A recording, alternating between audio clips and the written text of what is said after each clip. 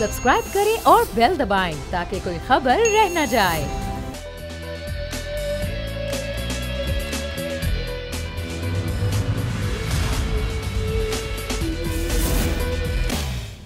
बिस्मिल्लाहिर्रहमानिर्रहीम, अस्सलाम वालेकुम। प्रोग्राम में मैं सुमैया रिजवान आपको खुशामदीद कहती हूँ। नाज़रीन, इलेक्शन की फजा जैसे जैसे मुल्क में बन रही है और मियां नवाज शरीफ साहब जिन्होंने वापसी की टिकट कटा ली है, 21 अक्टूबर को वापस आ रहे हैं, लेकिन जो कानूनी राय है कानूनी माहिरीन की मुंतखब होती हुई में दिखाई दे रही है, क्योंकि जाहिर है कुछ किसी भी केस में उनको गिरफ्तार किया जा सकता है। उनकी गिरफ्तारी से बचने के लिए जो मुस्लिम लीग नून का प्लान है वो किस तरीके से आगे बढ़ेगा। और सबसे बड़ी बात जो एक मुल्क में अफरा तफरी है, मईशत का बुरा हाल है, ऐसी फजा है जिसमें ये लगता नहीं है कि तमाम जो सियासी जमातें हैं उनको पूरा खुलकर मौका मिल रहा है इलेक्शन कैंपेन करने का, क्योंकि हर किसी की सियासत डिफरेंट है। मुस्लिम लीग नून जो कि बड़े खुल के सियासत कर रही है, पीटीआई की सियासत जेलों में है, पोस्टर में है। पीपल्स पार्टी ये कह रही है कि इंतखाबात वक्त पर होने चाहिए, उस पर इल्जामात उन्हीं की पिछली कोalition गवर्नमेंट की जो लोग थे वो लगा रहे हैं कि खुद नहीं चाहते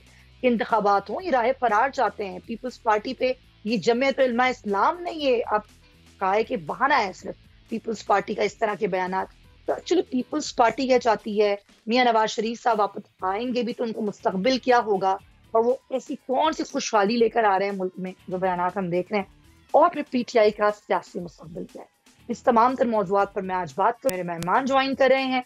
हसन मुतलक साहब मेरे साथ मौजूद हैं, पाकिस्तान पीपल्स पार्टी के रहनुमा, उनको हम वेलकम करते हैं। उसामा गाजी हमारे साथ हैं, सीनियर एंकर पर्सन है, तज्जियाकार हैं, उनको हम वेलकम करते हैं। बहुत शुक्रिया आप दोनों हजरात का। हसन साहब, पाकिस्तान पीपल्स पार्टी के जो ये बयानात सामने आए कि अपनी ही पिछली कोalition गवर्नमेंट की जो सियासी जमातें थी उन पर तनकीद कर रही है पीपल्स पार्टी, चाहे वो JUI हो, मुस्लिम लीग नून हो, और वो ये कहते हैं कि एक्चुअली आप इलेक्शंस नहीं चाहते, आप जो है बहाने तलाश कर रहे हैं। ये पीपल्स पार्टी बहाने तलाश कर रही है। क्या मामला क्या है, क्या है बयानात पीपल्स पार्टी के? बहुत शुक्रिया सुमैया। गुजारिश ये है कि पाकिस्तान पीपल्स पार्टी इलेक्शन का मुतालबा कर रही है। कौन सा गैर आईनी मुतालबा है, या कौन सी हम कोई गैर कानूनी हरकत कर रहे हैं, या किसी को हमने ये हमने तो इलेक्शन कमीशन से ये मुतालबा किया कि आपकी आईनी जिम्मेदारी है कि मुकर्ररा मुद्दत के अंदर इलेक्शन करवाएं। उनकी स्पोक्स पर्सन बनी PMLN JUIF, उन्होंने बात करनी शुरू की जी कि पीपल्स पार्टी भी इलेक्शन नहीं चाहती और ये राय फरार चाहती है, और ये इस किस्म के वो बातें करना उन्होंने शुरू कर दी। हमारा तो उनसे मुतालबा ही कोई नहीं था। वो तो उनके अंदर का जो एक वो एहसास था, या जो वो एक सोच थी उनकी, वो बाहर निकली और उस पे वो खुद जो है वो एक्सपोज हुए। हमने तो उन्हें कहा ही नहीं, और वो होते कौन है कि हम उनसे इलेक्शन मांगते। हमने तो ये इलेक्शन उनसे तब मांगने शुरू किए जिस वक्त वो स्पोक्स पर्सन बन बैठे। इतनी सारी गुजारिश है, हम कोई इसमें ऐसा नहीं है कि हमने कोई गैर आईनी बात की हो। हम तो आइन के मुताबिक इलेक्शन चाहते हैं। बिल्कुल, और बात बिल्कुल दुरुस्त है, आइन के मुताबिक इलेक्शन होने चाहिए। लेकिन ये मियां साहब की वापसी का मामला है, अगर मैं चाहती हूँ इस पर भी आप अपना टेक दें कि मियां साहब आएंगे, पता नहीं खुशहाली के कौन से परवाने लेकर आएंगे, मुल्क में दूध और शहद की नहरें बहने लगेंगी। एक तो वो मुजरिम है सजा याफ्ता, उस पर जो भी कानूनी राय हो वो बेहतरीन तो कानून माहिर कानून ही दे सकते हैं। लेकिन फिर भी हसन साहब, ये मुस्लिम लीग नून जिस तरीके से समझ रही है मियां साहब की वापसी को लेकर, पीपल्स पार्टी इसको किस तरह से देखती है? पीपल्स पार्टी का इस पर क्या मौक़िफ़ है? देखिए, पाकिस्तान पीपल्स पार्टी जो है वो किसी की सेहत पे तो सियासत करती नहीं है। मियां साहब जब बाहर गए थे, सुना था कि वो बीमार हैं और उनकी तबीयत जो है वो नासाज हो रही है, और वो बाहर चले गए और इलाज करवाया, और अब शायद वो अल्लाह ताला ने उन्हें सेहत दी होगी और वो वापस आए हैं। हम तो उस वक्त भी ये कहते थे कि कोई भी जो जद्दोजहद है वो आप दौराने इलाज भी कर सकते हैं। कायद आजम थे, बीमार भी थे, लेकिन उन्होंने जद्दोजहद नहीं छोड़ी थी। आप जद्दोजहद करें, आप पाकिस्तान में रहें, आप अपना आईनी کردار ادا کریں اس ملک کے اندر جمہوریت کی بحالی کے لیے جو مسائل ہیں, جو ایشوز ہیں, آپ کی موجودگی ضروری ہے, آپ یہاں رہ کر وہ کریں. ہم تو دیکھیں, ہم نے پاکستان پیپلز پارٹی جو ہے وہ آئین اور قانون کے مطابق ہی ہمیشہ بات کرتی ہے. کبھی بھی پیپلز پارٹی نے یہ نہیں کہا. ہم پھانسیوں پہ بھی چڑھے ہیں. جب بی بی شہید جو بیمار تھیں اور سکھر جیل میں تھیں, اور انہوں نے کبھی بھی درخواست نہیں کی کہ میں باہر جاؤں گی. وہ تو اس حد تک تھیں کہ انہوں نے ٹھنڈا پانی پینا چھوڑ دیا تھا کہ میری جدوجہد میں کوئی چیز میری کمزوری نہ بنتی رہے. تو ہم تو وہ جماعت ہیں, وہ لوگ ہیں, آج ہمارے پہ وہ لوگ تنقید کر رہے ہیں جو جن کا آئینی رول جو ہے اور کردار جو ہے پاکستان کی سیاست میں وہ آپ کے سامنے ہے.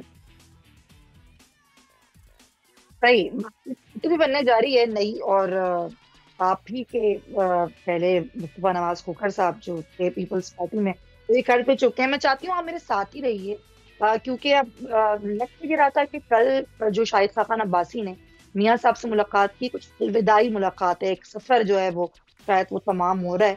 خیر وہ خود بیان دیں گے, زیادہ کلیئرٹی ہوگی. میں چاہوں گی حسن صاحب میرے ساتھ رہیے ذرا, اس پر بھی میں آپ کا موقف لوں گی. اسامہ السلام علیکم. جی اسامہ, آپ کا کیا تجزیہ ہے؟ یہ جو ایک صورتحال بن رہی ہے, لگ تو رہا ہے الیکشنز ہو جائیں گے جنوری میں, ایک فضا بھی بن گئی ہے, الیکشن کیمپین بھی ہو رہی ہیں, لیکن ایک جماعت پاکستان تحریک انصاف جس کے جو اعلیٰ قیادت ہے وہ جیلوں میں ہے, ان کا مستقبل بھی لگ رہا ہے کہ سیاسی کچھ خاص نہیں ہوگا. اسی صورتحال میں جب گھٹی گھٹی فضا ہو تو کیسے الیکشنز نظر آتے ہیں اور کیسے معاملات نظر آتے ہیں اسامہ آپ کو؟ پہلی چیز تو یہ ہے کہ شاید جنوری کے آخر میں بھی الیکشنز نہ ہو. آپ دیکھیں الیکشن کمیشن نے پاکستان شاید دنیا کی تاریخ میں واحد موقع ہوگا کہ جہاں پر یہ کہا ہے کہ جی جنوری کے آخری ہفتے میں الیکشنز ہیں, کوئی تاریخ نہیں دی. اور اس طرح سے بہت سی باتیں ہو رہی ہیں. مثال کے طور پر جو حلقہ بندیاں ہیں ان میں فیفن نے یہ کہہ دیا ہے کہ 10% سے زیادہ آپ کو کسی حلقے میں فرق نظر نہیں آنا چاہیے. یعنی یہ نہیں ہے کہ ایک جگہ پر آپ کہہ رہے ہیں کہ جی یہ حلقہ یہاں پر 10 لاکھ ووٹر ہیں اور اسی کے ساتھ ہی اسی صوبے میں ایک اور حلقہ ہے اور وہاں پر آپ کو 5 لاکھ ووٹر ملے, تو یہ 10% سے زیادہ کا فرق نہیں ہونا چاہیے. لیکن کہاں 5 لاکھ کا, کہاں ایک حلقہ 10 لاکھ, تو لہٰذا یہ فرق کہیں بہت زیادہ ہے. اور الیکشن کمیشن لگتا ہے کہ اس چیز کو بھی دیکھے گا. وہ کہہ رہے ہیں کہ جی یہ فافن کی غلط فہمی ہے. بہرحال باتیں آئیں گی حلقہ بندیوں پر, اور انہوں نے پراپر اناؤنس نہیں کی. تو یہی ہے کہ شاید یہ ابھی الیکشن ہو سکتا ہے کو بھی نہ ہو, اور آگے پتہ نہیں کتنے چلے جائیں. بہت سے لوگ یہ کہہ رہے ہیں کہ شاید الیکشن کمیشن میں استعفے آنے کی صورت میں یہ ہوگا کہ الیکشن کمیشن ہی فعال ہو جائے گا. ہوگا ہی نہیں, نہ چیف الیکشن کمیشنر ہے نہ الیکشن کمیشن کا ممبر ہے, تو پھر اور زیادہ کہ ان کی تعیناتی ہوگی. تو پھر یہ چیز ہے. دوسرا یہ کہ جو آپ نے تحریک انصاف کی بات کی اس میں تو کوئی شک نہیں ہے. ابھی صرف ہوتا ہے تحریک انصاف کے چیئرمین کی سالگرہ کا کیک کاٹنا ہے تو وہاں پر پولیس آ جاتی ہے, پولیس وینز بھی پہنچا دی جاتی ہیں, پریزن وینز بھی. تو یہ تو ہم دیکھ رہے ہیں کہ کسی بھی طرح سے دیکھیے 9 مئی کا ایک واقعہ ہے, اس میں لوگ گرفتار ہیں. اگر مزید کچھ لوگوں کی گرفتاری مطلوب ہے تو وہ ایک الگ چیز ہے. لیکن یہ تو سب مانیں گے کہ کروڑوں لوگ جو یا لاکھوں لوگ آپ کہیں کہ جو ووٹرز ہیں ان کو تو آپ اس میں نہیں شامل کر سکتے, ورنہ ان کو بھی گھروں سے جا کر آپ پکڑ لیں اور گرفتار کر لیں. کس نے روکا ہے؟ تو ابھی تک تو پارٹی بھی قلم نہیں ہے, تو آپ کوئی بھی اس کی تقریب نہیں ہونے دے رہے. تو یہ واضح پیغام ہے کہ تحریک انصاف کو کسی صورت آپ نے اوپن فیلڈ نہیں دینی. مگر اس کے باوجود جو بھی الیکشنز ہو رہے ہیں اس میں تحریک انصاف پہلے سے زیادہ مارجن سے جیتتی نظر آ رہی ہے. تو جب تک لگتا ہے کہ یہ چیز قابو نہیں آ جائے گی تب تک بھی شاید الیکشنز کو ڈیلے کیا جائے. مگر اس میں پھر سمیہ مسئلہ ہے, جتنے الیکشنز ڈیلے کرتے چلے جا رہے ہیں, یعنی پی ڈی ایم کی جب باری آئی تب بھی دیکھا گیا 2-3 مہینے بعد اب یہ حالات اچھے ہو جائیں گے, اب حالات اچھے ہوں گے تو الیکشن میں چلے جائیں گے. کرتے کرتے انہوں نے اب تقریباً 2 سال گزار دیے. تو حالات کیا ان کے لیے سازگار ہونے تھے, الٹا اور زیادہ تحریک انصاف کی مقبولیت ہو رہی ہے, ان کی بدنامی ہوتی چلی جا رہی ہے. ابھی جو رات کو واقعہ ہوا ہے شہباز شریف صاحب کے ساتھ, لوگوں نے گھیر لیا, نعرے بازی کی, گالم گلوچ ہوئی, اتنی سیکورٹی تھی اس کے باوجود. تو جو مہنگائی کا طوفان ہے, اگر یہ سمجھ رہے ہیں کہ جی آپ کیئر ٹیکر سیٹ اپ کی وجہ سے ہمیں کوئی کوشن مل جائے گا, ایسا بھی ہوتا نظر نہیں آ رہا. تو مجھے لگتا ہے کہ ابھی بڑی سوچ بچار کی ضرورت ہے. الیکشنز ہوں گے تو شاید کچھ بہتری آئے, لیکن ابھی الیکشنز بھی نہیں ہوتے نظر آ رہے. تحریک انصاف کے لیے مشکلات اپنی جگہ, لیکن یہ کہیں کہ الیکٹورل پروسیس کے حوالے سے بات اگر کریں سیاست کی, تو باقی جماعتیں بھی کسی اچھی پوزیشن میں نہیں ہیں. صحیح کہہ رہے ہیں آپ, ایسے ہی معاملہ ہے. حسن صاحب ایک تو یہ جو فضا ہے جس کی بات کی جا رہی ہے, یہ فضا پھر ایسی ہو نا, جمہوریت نظر آ رہی ہے ملک میں خاص طور پہ تحریک انصاف جس کے لیے ایسا نہیں ہے کہ ان کھل کے اب الیکشن کیمپین کرنے کا موقع ملے گا, ان کے کیسز ختم ہو سکیں گے, اور پھر یہ نئی جماعت جو بننے جا رہی ہے خاقان عباسی کی الوداعی ملاقات, لگ رہا ہے آپ کو کہ وہ ہو گئی ہے؟ ذرا ریپیٹ کریں گے سمیہ کویشچن, آپ کی آواز کٹ رہی تھی. جی بالکل بالکل بالکل بالکل حسن صاحب, یہ جو ایک فضا ہے ملک میں, لگتا نہیں ہے کہ جمہوریت اس طریقے سے ہے؟ کیا پیپلز پارٹی سمجھتی ہے کہ واقعی ملک میں جمہوریت ہے؟ تحریک انصاف کو کیا اس طرح موقع مل رہا ہے کہ وہ بھی سیاست اس طرح سے کریں, کھل کے کریں, جیسا باقی سیاسی جماعتوں کو مل رہا ہے؟ پھر ان پر بھی کیسز چل رہے ہیں, ان پر پریشر بھی ہے. تو اس صورتحال میں آپ کو کیا لگتا ہے الیکشنز کیسے ہوتے نظر آ رہے ہیں؟ نئی جماعتیں بھی بن رہی ہیں ساتھ ساتھ. دیکھیں میاں, یہ سوال کرنا بالکل ہی میں سمجھتا ہوں کہ شاید آپ کے سامنے حالات ہیں کہ جس ملک کے اندر عبوری حکومت جس کی سب سے پہلی ذمہ داری ہے کہ فری اینڈ فیئر اپنی مقررہ مدت کے اندر الیکشن کروائیں, وہ کروا نہیں پا رہی. کون سی جمہوریت اور کون سی آئینی اور قانونی اور کوئی چیز ہے ہی نہیں اس ملک میں. جنگل کا قانون ہے, آپ کے آئین جو ہے وہ معطل ہو چکا ہے. آپ بالکل اس کو آپ جمہوری کیسے کہہ سکتے ہیں؟ جمہور کا کوئی عمل دخل ہی نہیں ہے. جمہور تو مانگ رہا ہے الیکشن, اور آپ الیکشن نہیں دے رہے, پھر یہ جمہوری تو نہ ہوا. اور جہاں تک پارٹیوں کے بننے کا تعلق ہے تو یہ سیاسی جماعتیں جو ہیں یہ کتنے تجربے اور ہوں گے, کتنی سیاسی جماعتیں, کنونشن لیگ, کاف لیگ, جنیجو لیگ, پتہ نہیں چٹھا لیگ, کیا کیا لیگیں بنی, وہ اسلامی جمہوری اتحاد اور PN سے کھلواڑ آپ نے بات کی ہے اذن صاحب, سوری ٹو انٹرپٹ یو. یہ آئین سے کھلواڑ جب ہو رہا تھا تو اس وقت تو پیپلز پارٹی بھی حکومت میں تھی. پیپلز پارٹی نے کیوں نہیں آواز اٹھائی اس وقت؟ کیوں نہیں بولا؟ بڑا ہی ریلیونٹ کویسچن ہے آپ کا بڑا ہی ریلیونٹ کویسچن ہے, اور مجھے پتا تھا کہ آپ نے یہی کہنا ہے. پاکستان پیپلز پارٹی اس وقت بھی کہتی تھی کہ ایک شخص کی انا کی خاطر اس ملک کی جمہوریت کو اور اس ملک کے اداروں کو اور اس ملک کو ایک شخص کی انا کی بھیٹ نہ چڑھنے دو. ایک شخص نے اس ملک کے اندر 2 اسمبلیاں ڈیزالو کر دی. آپ مجھے بتائیں اگر ان حالات میں الیکشن ہو, 2 صوبوں کے اندر الیکشن ہو رہے ہوں, مرکز کی حکومت اور ہو, کس طرح آپ اس الیکشن کی شفافیت کو برقرار رکھ سکتے ہیں؟ اور پھر وہاں پہ جب حکومتیں بن جائیں تو اس کے بعد مرکز کا الیکشن ہوتا ہے نیشنل اسمبلی کا, تو 2 صوبائی حکومتوں کی موجودگی میں آپ کس طرح وہ الیکشن جو ہے وہ فری اینڈ فیئر کروا سکتے ہیں؟ ہم اس وقت بھی یہ کہتے تھے کہ انہیں اپنی آئینی مدت پوری کرنے دیں اور اس کے بعد اکٹھے الیکشنز ہو. ہم نے یہ تو کبھی بھی نہیں کہا کہ اس ملک کی آئینی مدت سے آگے ہم گزر جائیں. بالکل نہیں کہا, لیکن کیا واقعی آپ کو لگتا ہے یہ کچھ جو ہوتا رہا ایک شخص کی ماں پر ہوتا رہا اور یہ سیاسی جماعتیں ہی کرتی رہیں؟ نہیں, اس وقت کیا پاکستان پیپلز پارٹی نے کسی جگہ پہ بھی یہ کہا کہ آئینی مدت کے اندر الیکشنز نہ ہو؟ پیپلز پارٹی کہہ سکتی ہے نا, آج بھی کہہ ہی رہی ہے نا. آج کون سا پیپلز پارٹی کے پاس کوئی ایسا عدالتی ہتھیار ہے یا ایسا کوئی ان کے پاس ہے کہ وہ اس سے, ہمارا اس ٹائم بھی جمہوری جدوجہد تھی, اب بھی ہم وہی کر رہے ہیں, اپنے مطالبات رکھ رہے ہیں اور ان کے مطابق ہم چاہتے ہیں کہ آئین کے مطابق وہ فیصلے ہوں. پیپلز پارٹی نے تو کبھی بھی یہ نہیں کہا کہ آپ غیر آئینی کریں. سر بالکل آپ صحیح فرما رہے ہیں, پیپلز پارٹی نے کبھی نہیں کہا. پیپلز پارٹی آواز تو اٹھاتی رہی. میرا سوال تو یہ تھا ہی نہیں. میرا سوال یہ تھا اس وقت حکومت سے الگ ہو جاتے اور کہتے بھائی ہم نہیں رہیں گے کیونکہ ہم آواز اٹھا رہے ہیں, لیکن باقی آپ لوگ تو اس پہ کوئی کام نہیں کر رہے. تو ایک ایسی گورنمنٹ میں ہم کیوں رہیں جہاں پر آئین کی خلاف ورزی ہو رہی ہے؟ 2 اسمبلیوں میں کیئر ٹیکر گورنمنٹ ہے. دیکھیں, یہ اسی سوچ کے تو ہم پیپلز پارٹی ہمیشہ خلاف رہی ہے کہ آپ چاہتے ہیں کہ بند گلی میں لے جا کے ہر چیز کو کھڑا کر دیا جائے. جس وقت آپ کے ملک میں ڈائیلاگ کا راستہ بند کر دیا گیا, جس ٹائم آپ کی انتشار کی سیاست ہوئی, انارکی کی سیاست ہوئی, انتہا پسندی کی سیاست ہو رہی تھی, وہاں پیپلز پارٹی بھی ایک سائڈ پہ بیٹھ جاتی اور وہ پھر اپنی آنکھوں کے سامنے دیکھتی رہتی کہ کیا اس ملک میں ہو رہا ہے. اس ملک میں جمہوریت کی بحالی کے لیے پیپلز پارٹی کی قربانیاں ہیں, اس میں کوئی دو رائے نہیں ہے کہ اس میں ہمارے ساتھی بھائیوں نے بھی قربانیاں دی, شہید ہوئے, اس جدوجہد میں ہمارا ہراول دستہ رہے. لیکن پاکستان پیپلز پارٹی نے بھی ایک بلاسٹ میں 300 لاشیں اٹھائی ہیں.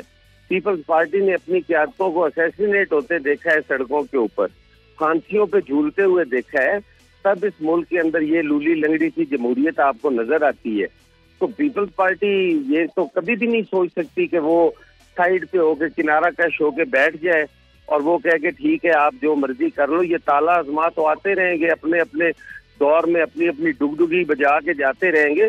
پیپلز پارٹی نے تو اس ملک میں سیاست کرنی ہے اور اس ملک کا مستقبل جو ہے وہ پیپلز پارٹی نے بنانا ہے. چلیں ٹھیک ہے سر, دیکھتے ہیں, یہ تو آنے والا وقت بتائے گا مستقبل کس طرح بنے گا.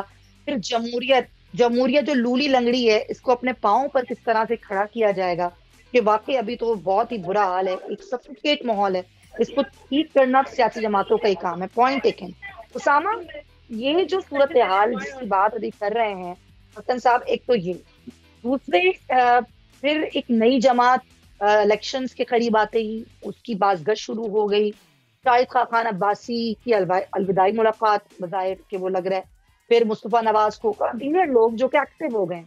یہ نئی جماعتیں, یہ وطن واپسیاں, یہ بیانات, یہ تقاریر, یہ لگ رہے ہیں آپ کو کہ یہ ہمارے ملک میں ایک جمہوریت کی راہ جو ہے وہ ہموار کریں گی؟ یہ لولی لنگڑی جمہوریت اپنے پاؤں پہ کھڑی ہوگی, اس ملک کے فیصلے سیاسی جماعتیں ہی کریں گی, اس ملک میں ڈالر کے ریٹ کو کنٹرول کرنے کے لیے آرمی چیف کو انٹروین نہیں کرنا پڑے گا مستقبل میں؟ دیکھیے, اب کیا جمہوری ادارے کہاں رہ گئے, کون سا آئین, کون سا قانون, آپ سمیہ خود بہتر سمجھتی ہیں کہ جمہوریت کا مطلب ہے جمہور کی حکومت ہو, لوگوں کی, عوام کی حکومت ہو. تو یہاں تو ایسا کچھ ہوتا نظر نہیں آ رہا. ابھی جو سیٹ اپ ہے یہ تو بھی طویل چلے گا. پہلے آپ دیکھ لیجئے پنجاب اور خیبر پختونخوا میں کتنا چل رہا ہے. تو کچھ بھی ہو, حسن رضا صاحب کی بات اپنی جگہ, ان کی توجیحات اپنی جگہ, لیکن 90 دن کے اندر الیکشن ہم نے وہاں نہیں ہوتے دیکھے. اور اب جب آپ ایک دفعہ اس سے باہر جائیں گے تو آپ کچھ بھی کہہ سکتے ہیں. مولانا فضل الرحمان صاحب اب بھی پی ڈی ایم کے سربراہ ہیں, ابھی تک کچھ عرصے پہلے تک تو اتحادی تھے, پاکستان پیپلز پارٹی کے ساتھ ہی تھے. تو وہ کہتے ہیں کہ پہلے معیشت پھر الیکشن, اور ان کے والد صاحب یہ فرمان تھا مولانا صاحب کے کہ پہلے احتساب پھر انتخاب. تو اسی طرح اب وہ معیشت کے بعد انتخابات کر رہے ہیں ان کے, یعنی مولانا فضل الرحمان صاحب ان کے بیٹے. تو یہ چیزیں تو پھر ہر کوئی اپنی انٹرپریٹیشن کرے گا. تو جمہوریت کہاں رہ جائے گی؟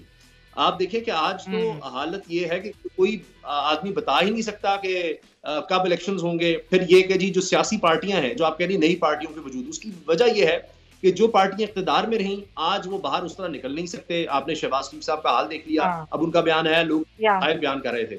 یقین جانے جو وہ لوگ کہہ رہے تھے, اگر وہ مسائل ہیں تو اللہ رحم کرے. یہ کون سے مسائل ہیں جو وہ جس طرح کے الفاظ استعمال کر رہے تھے, میں کیا بتاؤں آپ کو. تو بہرحال اب وہ پارٹیاں جو اقتدار میں رہے لوگ ان سے بھی خائف ہیں. تحریک انصاف کہیں نظر نہیں آ رہی کہ اس کے لیے کچھ, وہ سوچ رہے ہیں کہ شاید یہ اب دباؤ میں لوگ آ جائیں گے, لیکن لوگ چہرے تو وہی ہیں. شاہد خان عباسی وہی ہیں, مفتاح اسماعیل صاحب وہی ہیں, چلے ہم کہہ سکتے ہیں مصطفیٰ نواز کھوکر صاحب پھر بھی چلے نوجوان ہیں. تو ان کے لیے ایک نئی پارٹی بنانا بڑا مشکل ہو جائے گا. اب تو یہ ہے, سب کو پتا ہے, سب کی دوڑ یہی ہے کہ ہمارے اوپر دست شفقت کدھر سے آتا ہے, کیونکہ نون لیگ تو یہ 1985 سے دیکھ لیں ہمیں یہی ان کی پالیسی نظر آتی ہے. تو اس دفعہ بھی وہ اسی پالیسی کے ساتھ چل کر وہ سمجھ رہے ہیں کہ وہ اقتدار میں آ جائیں گے. میاں نواز شریف صاحب تو کہہ رہے ہیں مجھے گارنٹی مل چکی ہے, وہ کہہ رہے ہیں میں لکھ کر دینے کے تیار ہوں کہ میں وزیر اعظم ہوں. شہباز شریف صاحب جو ہیں انہوں نے بڑا اچھا جس طرح سے پرفارم کیا ہے. تو ووٹ کی تو کوئی سیاست کر ہی نہیں رہا ہے, یہاں پر ووٹ کی سیاست نہیں ہو رہی, یہاں پر ڈیل کی ہو رہی ہے کہ کس طرح سے ہم اقتدار تک. مزے کی بات یہ ہے کہ یہ وہی جماعتیں جو کہتے تھے ووٹ کو عزت دو, آج ووٹ کو عزت دو ایک طرف ہو گئی ہے, معاملات کسی اور طرف نکل رہے ہیں. اور عوام بیچاری معصوم وہ دیکھ رہی ہے کہ کیا حشر کیا جا رہا ہے ملک کا, ملک کی معیشت کا. ان کے لیے جو معاملات ہیں وہ خراب سے خراب تر ہو رہے ہیں. تھینک یو سو مچ اسامہ غازی, حسن مرتضیٰ صاحب, آپ دونوں حضرات کا بہت کیا آپ نے وقت دیا. ناظرین پروگرام میں ایک بریک لیں گے, واپس آئیں گے تو دیگر ایشوز ڈسکس کریں گے. چلیے.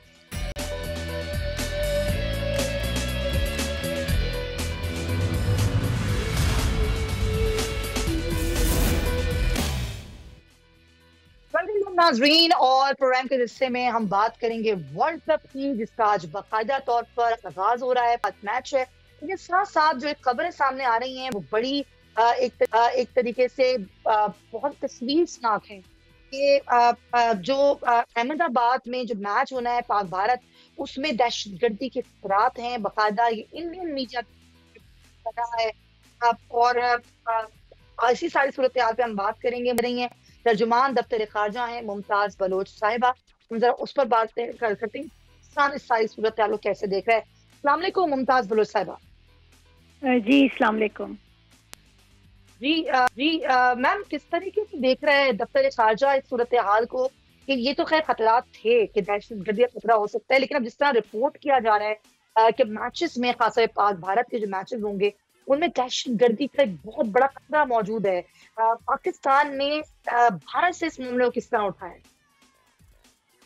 دیکھیں، یہ جب ہم نے فیصلہ کیا تھا کہ ہم اپنی کرکٹ ٹیم کو بھارت بھیجیں گے، اس وقت یہ چیز بڑی کلیئرلی ہم نے آئی سی سی کو بھی بتائی تھی اور انڈین حکام کو بھی بتائی تھی کہ یہ ان کی ذمہ داری ہے کہ ہماری کرکٹ ٹیم جب وہ بھارت جاتی ہے تو ان کی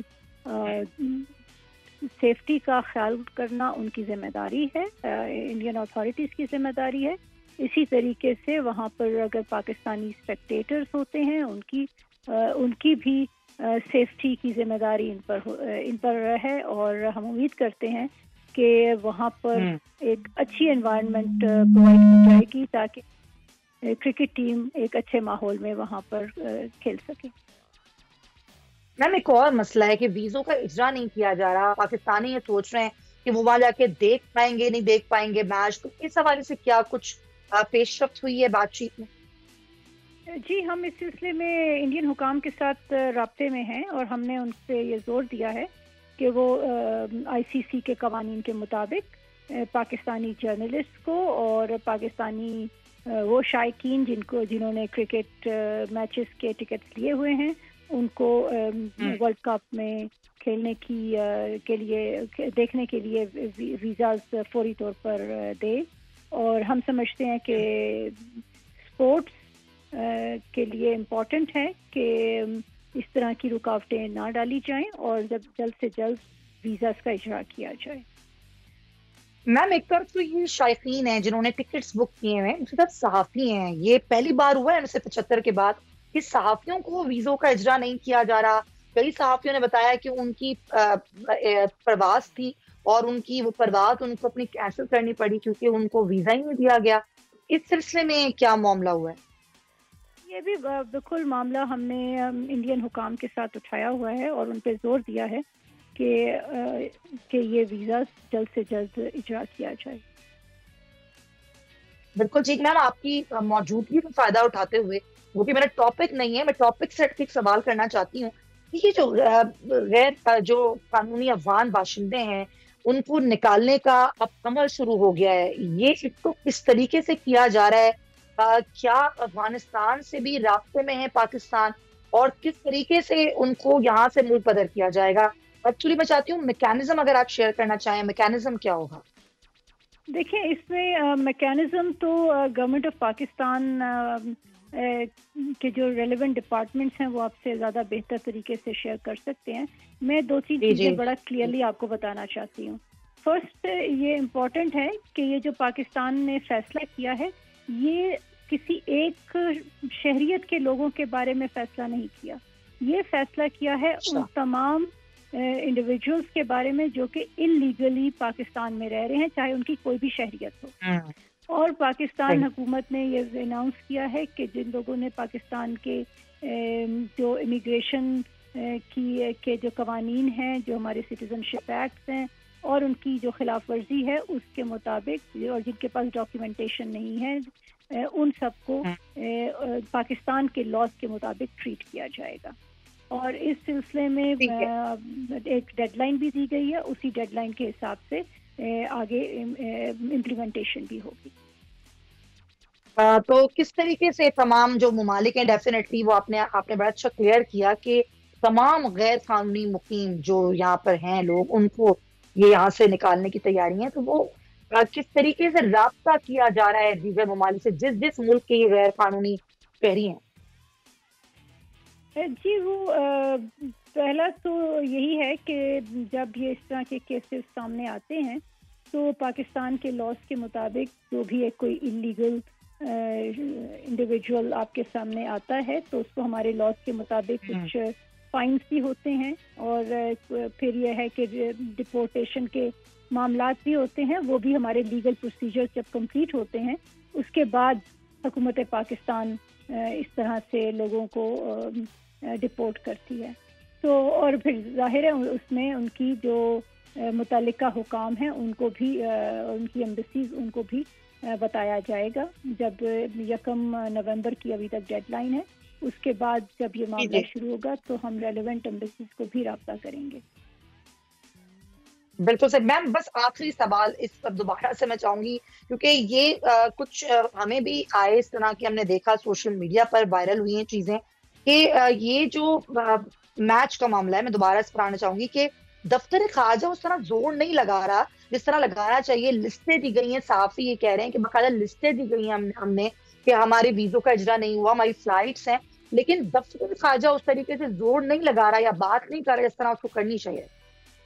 دیکھیں اب مجھے نہیں معلوم آپ کو کس جرنلسٹ نے یہ بات کی ہے.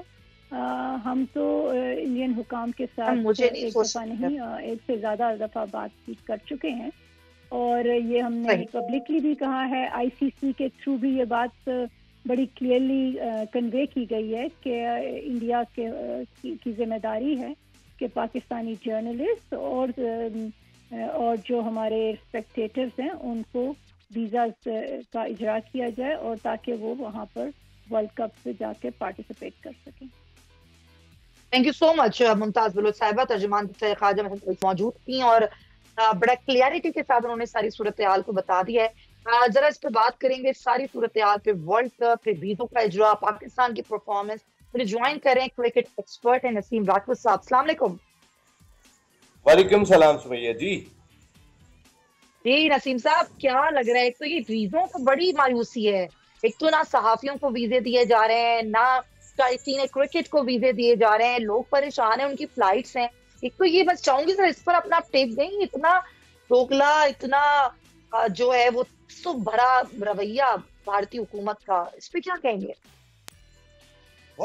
بہت ہی مایوس کن صورتحال ہے. آپ دیکھیں نا کہ جب انڈیا کے ابھی ریسنٹلی آپ نے دیکھا ہوگا ایشیا کپ کے دوران میں انڈیا کے 2 ٹاپ آفیشلز آئے تھے پاکستان کے ٹور پہ. راجر بنی آئے تھے، ان کے ساتھ راجیو شکلا آئے تھے. ہمارے چیئرمین ان کے ہاتھ پکڑ کے کھڑے ہوئے تھے، جیت گئے جی جیت گئے، بہت بڑا کام ہو گیا. اب صورتحال یہ کہ ہمارے چیئرمین اسٹیٹمنٹ دے رہے ہوتے ہیں جی بہت ہی زبردست استقبال ہوا ہے پاکستان کرکٹ ٹیم کا. بھائی کرنا ہے انہوں نے استقبال. پاکستان کرکٹ ٹیم انڈیا میں گئی ہے، انڈیا کی عوام دیکھنا چاہتی ہے، وہ نہیں دیکھ پائی اب تک. تو ان کے اپنے پولیٹیکل حالات ہیں جس کی وجہ سے پاکستان کرکٹ ٹیم کو وہ دیکھ نہیں سکتے. تو ہمارا تو رویہ ہمیشہ سے بڑا پازیٹیو رہا تھا. اب آپ یہاں دیکھیں کہ ہمارے شائقین ماضی میں ہمیشہ جاتے رہے، ایسا نہیں ہوا کہ انہوں نے وزٹ نہیں کیا، وہ ہمیشہ جاتے رہے. ہمارے شائقین جاتے رہے، ہمارا میڈیا دیکھیں. میں خود 4 مرتبہ انڈیا کے بڑے ٹور پہ گیا. 2005 میں تو ہم 16 شہر گئے تھے. پرویز مشرف صاحب بھی آئے تھے، منموہن سنگھ صاحب نے ساتھ بیٹھ کے میچ دیکھا تھا دہلی میں. اس کے علاوہ پہلا IPL کور کیا، مجھے کبھی کوئی پرابلم نہیں ہوئی. اب لیکن میں ایک دفعہ بھی نریندر مودی صاحب کے دور میں نہیں گیا. میرے جتنے 4 ٹور تھے وہ مودی صاحب سے پہلے. مودی صاحب کا اپنا ایک ایجنڈا چل رہا ہے. دیکھیں ہم نے پاکستانی عوام کو بھی نہیں اپنی سرزمین پہ قدم رکھنے دیا، ہم نے پاکستان کی میڈیا کو بھی نہیں آنے دیا، تو پاکستان ٹیم کو بھی نہیں بلاتے. اس کے بغیر کھیل لیتے آپ ورلڈ کپ، پتہ چل جاتا آپ کو. آج اگر پاکستان کرکٹ ٹیم کی وجہ سے پاکستان نہ ہی ہو، وہ جس طرح آخری گھنٹوں میں انہوں نے ویزے جاری کیے، نسیم صاحب پلان کی تھا ان کا. پاکستان ٹیم کے بغیر نہیں کھیلیں گے وہ، یہ آپ ذہن سے نکال دیں. پاکستان ٹیم سونے کی چڑیا ہے اس کے لیے، اس ورلڈ کپ کے لیے، انڈیا کے ماحول کے لیے. پاکستان کرکٹ ٹیم کی وجہ سے جتنی ارننگ ہوگی اتنی دنیا کی کسی اور ٹیم کی وجہ سے ورلڈ کپ میں ارننگ نہیں ہوگی. تو پاکستان ٹیم کو علیحدہ کبھی نہیں کریں گے. کریں گے پاکستان کی عوام کو، پاکستان کے میڈیا کو، ان کو سائیڈ میں کریں گے، لیکن ان کو علیحدہ کبھی بھی نہیں کریں گے. پاکستان ٹیم کو بابر اعظم دیکھیں نا، ہم جس طرح کی اسٹیٹمنٹ، ہمیں بھی تھوڑی سی اپنی پالیسی میں تبدیلی لانی چاہیے. اتنی گئی گزری قوم بنا رکھ دیں ہمیں. ہم ایک بڑی پراؤڈ نیشن ہے. آپ جو ہے وہ ہمارے کرکٹ بورڈ کو تھوڑا سا اسٹینڈ لینا چاہیے, لیکن شاید ان کی کوشش ہوگی کسی, میرے خیال میں ویزا نہ دینا یہ ناانصافی ہے, یہ ناجائز کیا گیا ہے. اور آ جاتے ہیں کہ وقت کی بھی کمی ہے. ورلڈ کپ 2023 ہے پاکستان میں, اگر ہم بات کریں ٹیم میں تو محمد نواز جو کہ آل راؤنڈر, ان کے علاوہ پورے 15 اپنی اسکواڈ میں کسی کو تجربہ نہیں ہے انڈیا کے کسی میدان میں کھیلنے کا. ویسے تو پتہ چلایا جا سکتا ہے کہ بالنگ اور بیٹنگ کے لیے کون سے میدان کی جو پچز ہیں وہ سازگار ہو سکتی ہیں, لیکن اس کے باوجود آن گراؤنڈ نہیں ہے. پھر پرفارمنس اگر ہم دیکھیں تھرو آؤٹ پاکستانی ٹیم کی تو وہ بھی کوئی اتنی متاثر کن نہیں رہی. وارم اپ میچز میں بھی آپ نے دیکھ لیا. 14 اکتوبر کو کیا ہونے والا ہے, کیا لگ رہا ہے آپ کو؟ 14 اکتوبر تو بہت دور ہے, کل 6 اکتوبر ہے, پہلے اس کی فکر کریں. کل ہم نیدرلینڈ سے مقابلہ کر رہے ہیں, پھر 10 اکتوبر کو ہم نے سری لنکا سے مقابلہ کر رہے ہیں.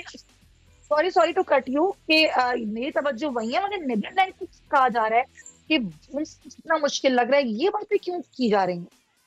اتنی غیر معیاری رہی ہے جس کی وجہ سے آج یہ باتیں ہوتی ہوئی دکھائی دے رہی ہیں کہ ہمارے لیے نیدرلینڈ مشکل ہے. لیکن آج میں آپ کو ایک بڑے زبردست فیکٹ بتاؤں. پاکستان کرکٹ ٹیم جب کبھی ورلڈ کپ میں فرم فیورٹ کی حیثیت سے گئی ہے اتنی بری طریقے سے باہر ہو کے آئی ہے, اور پاکستان کرکٹ ٹیم جب کبھی انڈر ڈاگ کی حیثیت سے ورلڈ کپ میں پارٹیسپیٹ کرنے کے لیے گئی ہے ہم نے ذرا اوپر ایکسل کیا ہے. تو جو ہسٹری ہے وہ کہیں نہ کہیں تو ہمارے حق میں ہی جا رہی ہے کہ اس دفعہ ہم بالکل سیٹلڈ نہیں ہیں, اسکیٹرڈ ہوئے ہوئے دکھائی دے رہے ہیں. لیکن جب یہ جو ہسٹری بتاتی ہے اس ہسٹری کے تحت تو عام طور پہ یہی ہوا ہے.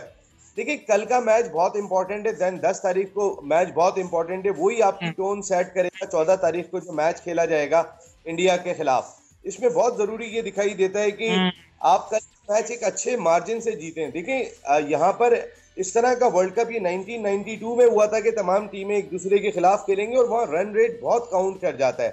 92 میں بھی ایسا ہوا تھا کہ پاکستان نیوزی لینڈ کو ہرا دے اور ویسٹ انڈیز ہار جائے آسٹریلیا سے تو پاکستان سیمی فائنل میں جائے گا. تو جو آپ رن ریٹ بہتر کر سکتے ہیں وہاں رن ریٹ بہتر کریں. اگزامپل ہمارے سامنے ایشیا کپ کی ہے کہ جہاں پر ہم بنگلہ دیش کے خلاف جب ہم نے 190 رنز پہ آؤٹ کیا تھا تو وہ میچ ہم 30 اوور میں ختم کر سکتے تھے, ہم نے 39 اوورز میں ختم کیا.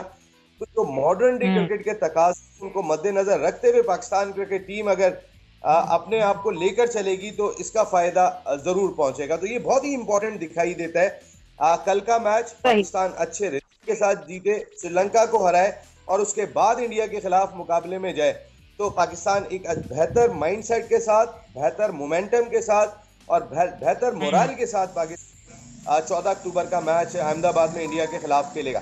جی ٹھیک ہے, بالکل صحیح. نسیم مطلب تھینک یو سو مچ. اور امیدیں بھی ہیں, دعائیں بھی ہیں قوم کی کہ مومنٹم بنے, کل کا میچ جیتے, پھر آگے کے میچز بھی اچھے جو ہے وہ مارجن سے جیتے ہیں تاکہ پھر مورال بھی ہائی ہوتا ہے, آپ کو کانفیڈنس بھی آتا ہے. وہ کہ آپ کو نہیں پتا گراؤنڈز کیسے ہیں, پریشر بھی زیادہ ہوتا ہے, لیکن اس سے زیادہ پریشر انڈین ٹیم پہ ہوگا کیونکہ وہ ہوم گراؤنڈ پہ کھیل رہے ہوں گے, تو آپ اس کا فائدہ اٹھا سکتے ہیں. پھر آگے بڑھتے ہیں. ایک اہم رپورٹ میرے پاس موجود ہے, ذرا آج میں پروگرام میں وہ شیئر کروں گی. وہ بڑی الارمنگ رپورٹ ہے, گیلپ پاکستان اور پرائڈ کی رپورٹ ہے, جس میں لوگ کہہ رہے ہیں کہ سب سے زیادہ آبادی والی دنیا کے 5ویں ملک میں طبی ماہرین کی اشد ضرورت ہے. اس کے باوجود جو پاکستان میں 35% خواتین ڈاکٹرز ایسی ہیں ناظرین جو کہ بے روزگار ہیں. کتنی مشکل پڑھائی ہے, کتنی مہنگی پڑھائی ہے, پڑھ کے MBBS کر کے بھی ڈاکٹرز جو ہیں وہ نہیں ان کو جابس مل رہی ہیں. اس تحقیق میں سال 2020 اور 21 کی لیبر سروس فورس کا تجزیہ کیا گیا ہے اور اس میں ادارہ شماریات کے ڈیٹا کو نکالا گیا ہے. بالخصوص خواتین گریجویٹس پر توجہ مرکوز کی گئی ہے. یہ بڑی الارمنگ سچویشن ہے. اس پر بات کرنے سے پہلے میں آپ کو دکھانا چاہتی ہوں کہ ڈاکٹرز ہیں, میڈیکل اسٹوڈنٹس ہیں, وہ کیا کہتی ہیں, ذرا وہ سنیے پھر ہم ڈاکٹر سے بات کریں. میں فیوچر میں اپنی فیلڈ کو پرسیو کرنا چاہتی ہوں. آئی وانٹ ٹو میری اسپیشلائز کرنا چاہتی ہوں ان اورل میگزیلوفیشل سرجری.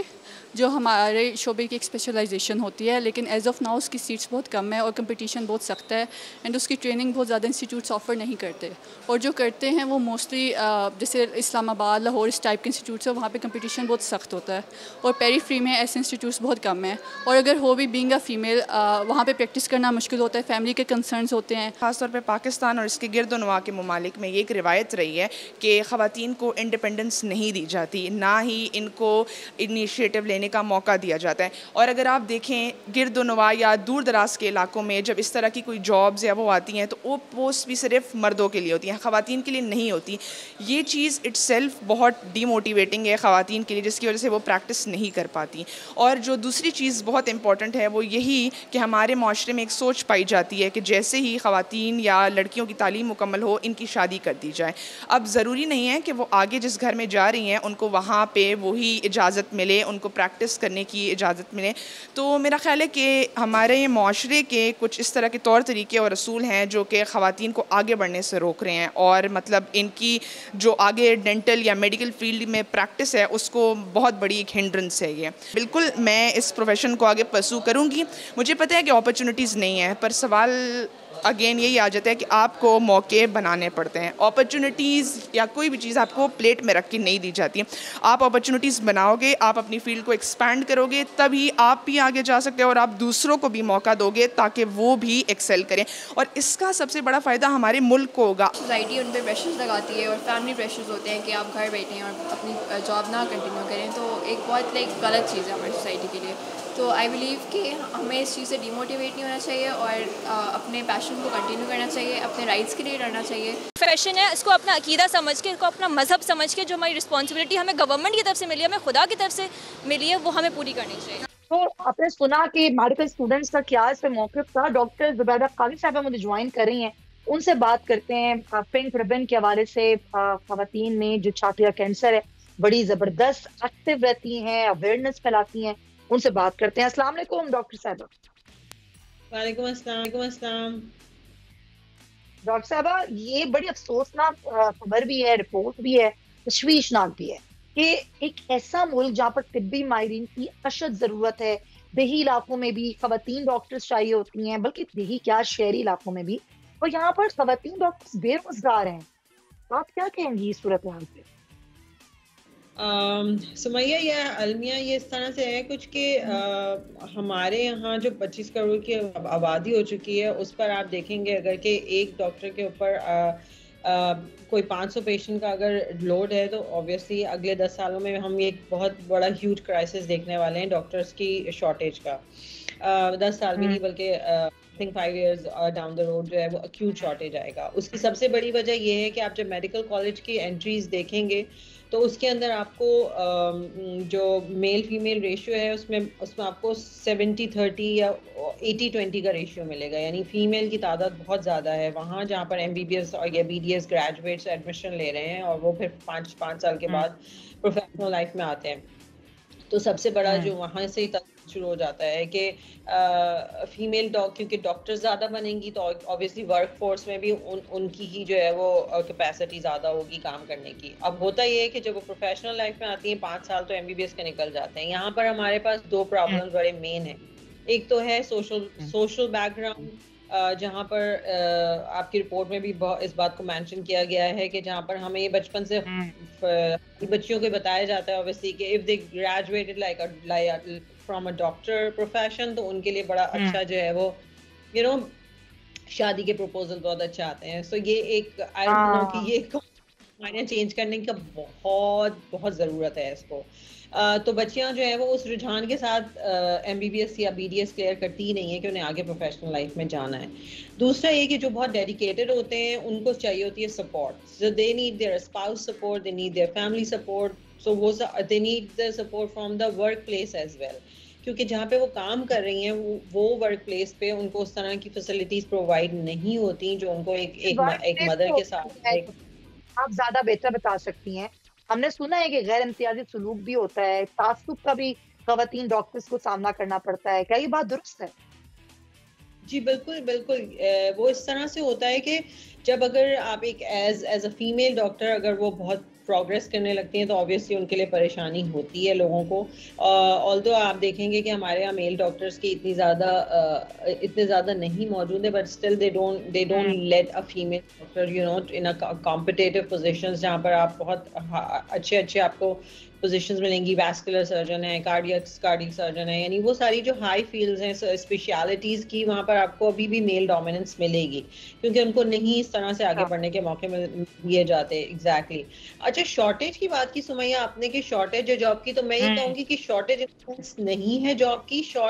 वो वर्क फोर्स में आपको खवातीन वो वाली आपको नहीं आती हुई मिलती जो आपको कहती हैं बेरोजगार है, बिकॉज वो उस तरह की जॉब ढूंढ रही होती है जहाँ उनकी अपनी flexibility मौजूद हो, you know, in terms of timings, in terms of exactly.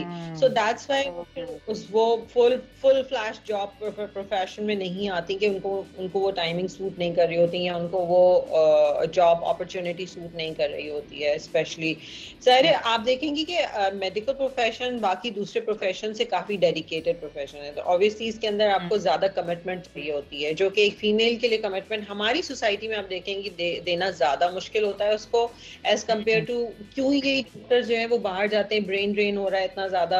आपने जितने आपने वाकई ये जो अरबों रुपए जो है वो हम सरकारी अस्पतालों सरकारी जो मेडिकल कॉलेज है निजी में पढ़ रही हैं लड़कियां, और फिर अगर वो शादी के बाद बाहर चली जाती हैं या वैसे ही स्पेशलाइजेशन के लिए बाहर चली जाती हैं और फिर वापस कोई नहीं आता, तो वो बाहर भी तो आखिर काम करते हैं ना. वो लोग बाहर क्यों काम करते हैं? बिकॉज उनको वो फैसिलिटीज प्रोवाइड होती हैं, उनको उसको बेटर अपॉर्चुनिटीज मिल रही होती हैं और उनको बैक से सपोर्ट मिल रहा होता है, तो वो काम कर पाती हैं. अगर हम वही चीजें यहाँ पर प्रोवाइड कर दें और फिर उनको उसका बेटर आउटकम भी मिल रहा हो, you know, in terms of पे, वो भी नहीं है हमारे यहाँ बहुत अच्छी, तो ऑब्वियसली फिर लोग जो है वो अपने प्रोफेशन या तो चेंज करते हैं या फिर घर में बैठ जाते हैं. सो ये दिस इज आपने एक बात बड़ी अच्छी की है डॉक्टर साहिबा कि ये बात दुरुस्त है कि जब आप एक लड़की डॉक्टर बन रही होती है तो बैक सपोर्ट भी बड़ी जरूरी है. फिर ये जहन साजी जरूरी है कि भाई डॉक्टर बन रही हो तो ये तुम्हारा पेशा है, इसको तुमने एक पेशे के तौर पर ले लिया, यही नहीं कि तुम्हें प्रपोजल्स अच्छे मिलेंगे या फिर कुछ और मामला होगा. तो आपको लगता है कि घर से भी एक जहन साजी की जरूरत है? बिल्कुल जरूरत है सुमैया. अगर आप अपनी लड़कियों को इस का ये रुझान, आप पहले तो ये होता है कि या तो पेरेंट्स की तरफ से होता है या वो खुद उसका अपना रुझान है या जो भी है, तो फैमिली से उसको हर तरह से सपोर्ट होना चाहिए कि ठीक है अगर तुम पढ़ रही हो तो तुम्हारे जहन में ये बात नहीं डाली जाए कि ये तुम इसलिए पढ़ रही हो कि तुम्हें प्रपोजल अच्छा मिलना है या तुम्हारी बाकी लाइफ. बड़ी जरूरी है कि जहन साजी हो. डॉक्टर साहबा थैंक यू सो मच, वक्त की कमी है, तो जहन साजी हो. जब डॉक्टर बना रहे हैं, मसीहा है, उसकी जिम्मेदारी है, तो एक तो ये मामला भी होना चाहिए, फिर आपको सोसाइटी सपोर्ट हो और फिर आपको मुलाजमत के मौके मिले. तो फ्लेक्सिबिलिटी ना ढूंढें ताकि चीज़ों को बेहतर अपने मरीजों के लिए बनाया जाए, सोसाइटी के लिए बनाया जाए. तो नाज़रीन, इस पॉइंट के साथ ही प्रोग्राम का वक्त खत्म होता है और अपना बहुत ख्याल रखिएगा. इस उम्मीद के साथ इंशाल्लाह जिंदगी रही, सेहत रही, तो आपसे कल मुलाकात होगी. तब तक के लिए अल्लाह हाफ़िज़.